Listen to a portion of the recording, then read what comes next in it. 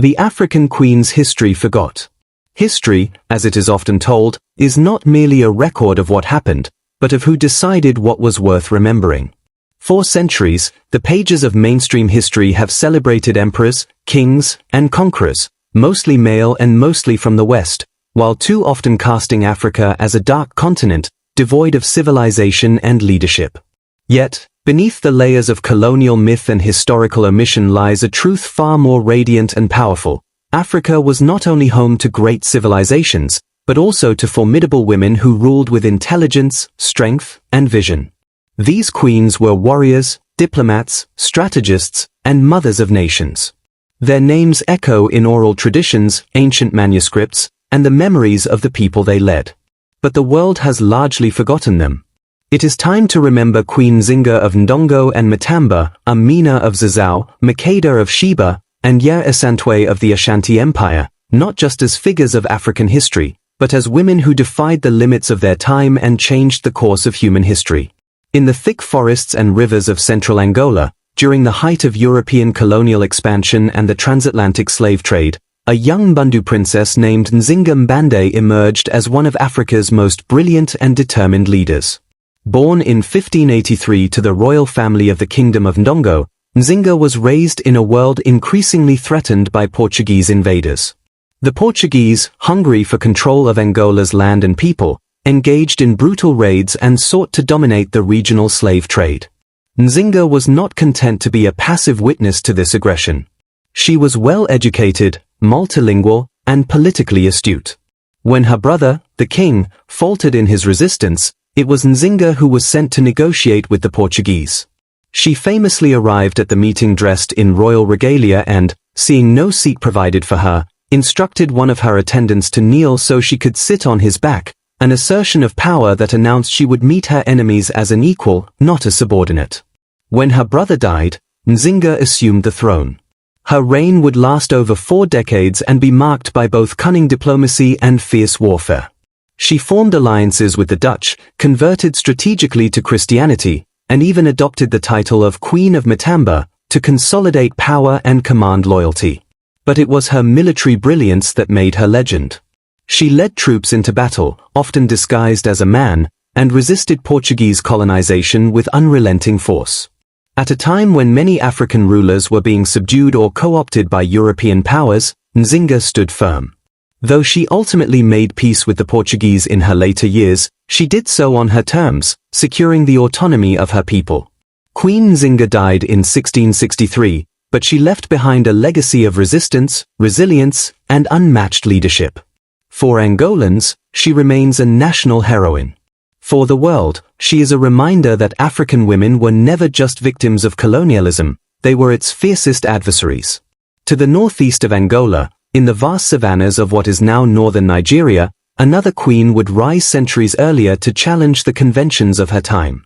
Queen Amina of Zazzau was born into royalty in the 16th century, a princess of the Hausa city-state of Zazzau, one of the most prominent of the Hausa kingdoms.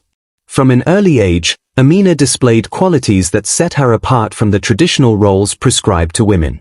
She was trained in warfare, politics, and leadership, skills typically reserved for male heirs. When her brother died, Amina claimed the throne and launched one of the most remarkable military careers in African history. Under Queen Amina's rule, Zazzau expanded its territory far beyond its original borders, stretching deep into parts of present-day Niger, Cameroon, and Ghana. She led her armies herself, often at the front lines, and developed a reputation as a fierce and fearless warrior. Towns and cities trembled at the sound of her name. But Amina was more than a conqueror, she was a builder and a visionary. She ordered the construction of defensive walls around cities, some of which still exist today as evidence of her architectural legacy. She established military camps, trade networks, and administrative systems that ensured the prosperity of her realm long after her death. Her leadership brought economic growth and political stability, enabling Zazzau to thrive as a hub of commerce and culture. Despite her extraordinary achievements, Queen Amina's name is scarcely mentioned outside Nigeria.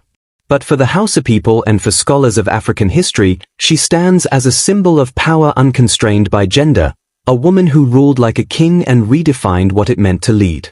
Further east, across deserts and highlands, a queen whose name transcended continents and faiths would become the stuff of legend. Queen Makeda of Sheba is a figure who straddles the boundary between history and myth, yet her influence is etched into the spiritual and cultural foundations of nations. Most famously mentioned in the Bible and the Quran, the Queen of Sheba traveled to Jerusalem to meet King Solomon, drawn by the reputation of his wisdom. Their encounter, described in texts both sacred and secular, was a meeting of two sovereigns, an exchange of knowledge, wealth, and perhaps, affection. Ethiopian tradition goes further, claiming that their union resulted in the birth of Menelik I, who would go on to found the Solomonic dynasty of Ethiopia. This lineage, believed by many Ethiopians to connect their monarchy directly to the House of David, served as the foundation of imperial legitimacy for centuries.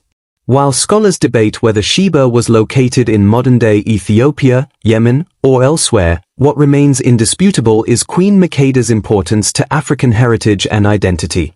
She represents a time when Africa was not an isolated continent but a central player in the ancient world's intellectual and political affairs. The stories of her wisdom, her wealth, and her journey across vast distances to engage in a dialogue of equals with one of the ancient world's most revered kings, elevate her as a paragon of diplomacy and leadership. Sheba was not a mere footnote in another ruler's story. Makeda was the protagonist of her own epic.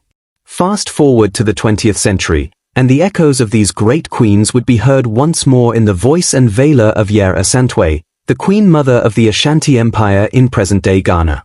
Born in 1840, Yaa Asantewaa lived during a time when the British Empire had begun its full colonial domination of West Africa.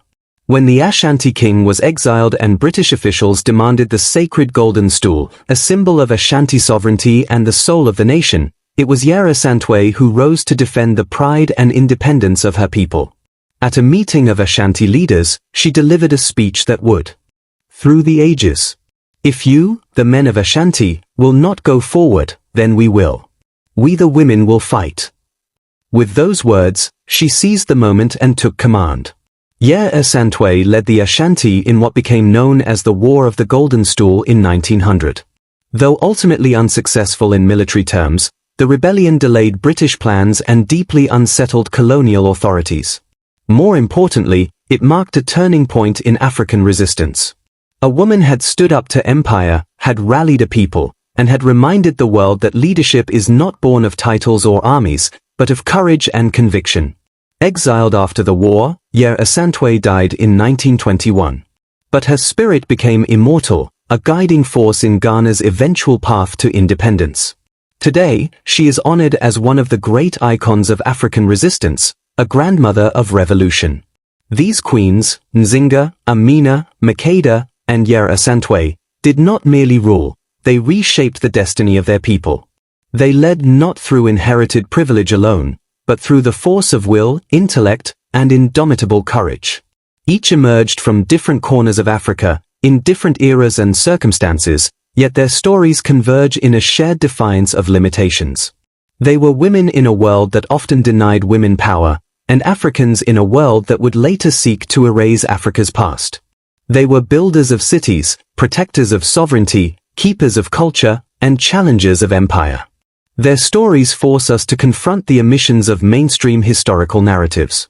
They challenge the idea that leadership was the domain of European men. They remind us that Africa was never silent, it was silenced. And within its silencing, the voices of its queens were among the most muted. Yet their legacies live on in oral traditions, in the ruins of fortresses and city walls, in the symbols of resistance and identity passed down through generations. These women are not just part of African history, they are part of world history.